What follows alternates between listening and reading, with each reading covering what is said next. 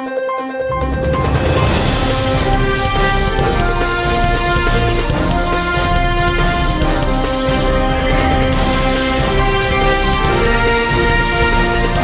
नगरी 24 तास न्यूज, रोखोक बातम्या आणि बरंच काही. मुंबईबरोबरच भारतीय जनता पार्टीला राज्यातील 29 पैकी 23 महानगरपालिकांमध्ये बहुमत मिळालं आहे. यामध्ये एखादी सत्ता आलेल्या महापालिकांबरोबरच शिंदेंची शिवसेना अजित पवारांच्या राष्ट्रवादी सोबत निवडणूक लढवून भाजपानं सत्ता मिळवली आहे. मात्र आता महापौर पदावरून या मित्र पक्षांमध्ये झुंपल्याचं दिसतंय. मुंबईमध्ये भाजपापेक्षा कमी जागा जिंकूनही शिंदेंकडून 2.5 वर्षासाठी महापौर पदाची मागणी होत असल्याचं वृत्त आहे. मात्र भाजपा याला तयार नसून इतर पर्यायांची चाचपणी केली जात असल्याचं बोललं जात आहे. मात्र ही सारी रस्सीखेच सुरू असताना भाजपानंही आता शिंदेंची कोंडी करण्याची भूमिका घेतल्याचं दिसत आहे.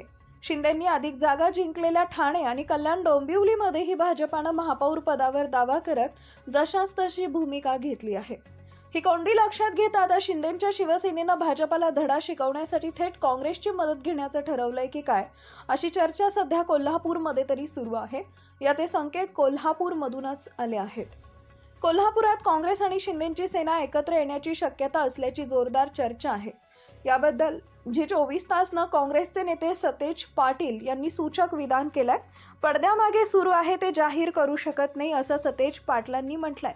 त्यांच्या या सूचक विधानाचा अर्थ भविष्यात इथं बहुमतापासून अगदी हातांच्या बोटावर मोजता येतील एवढ्याच जागा दूर असलेल्या काँग्रेसबाबत जाऊन शिंदेंची शिवसेना मुंबईतील वचपा करण्यासाठी भाजपला विरोधात बसवू शकते, अशी शक्यता व्यक्त केली जाते आहे. मुंबईत एकनाथ शिंदेंना डावलले तर राज्यात वेगवेगळ्या ठिकाणी सत्तेमध्ये राहण्यासाठी शिंदेंकडून असंख्य पर्यायांची चाचपणी केली जात असल्याचं समजतंय. कोल्हापूर महानगरपालिकेमध्ये 81 जागा असून बहुमताचा आकडा हा 41 इतका आहे. या ठिकाणी सतेज पाटलांच्या नेतृत्वाखाली काँग्रेसनं 34 जागा जिंकल्यात. काँग्रेस हा सर्वात मोठा पक्ष ठरला असून तो बहुमतापासून केवळ 7 जागा दूर आहे. काँग्रेस खालोखाल इथं भाजपा दुसरा सर्वात मोठा पक्ष आहे. त्यांच्याकडे 26 जागा आहेत. एकनाथ शिंदेंच्या शिवसेनेकडे 15 जागा आहेत आणि अजित पवारांकडे 4 तर उद्धव ठाकरेंकडे 1 जागा आहे. जनसुराज्य शक्ती पक्षाची ही 1 जागा निवडून आली आहे.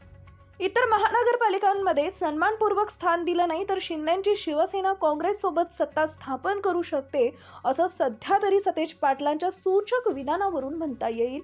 असं झालं तर काँग्रेस शिंदे सेनेचे संख्याबळ 49 इतकं होईल.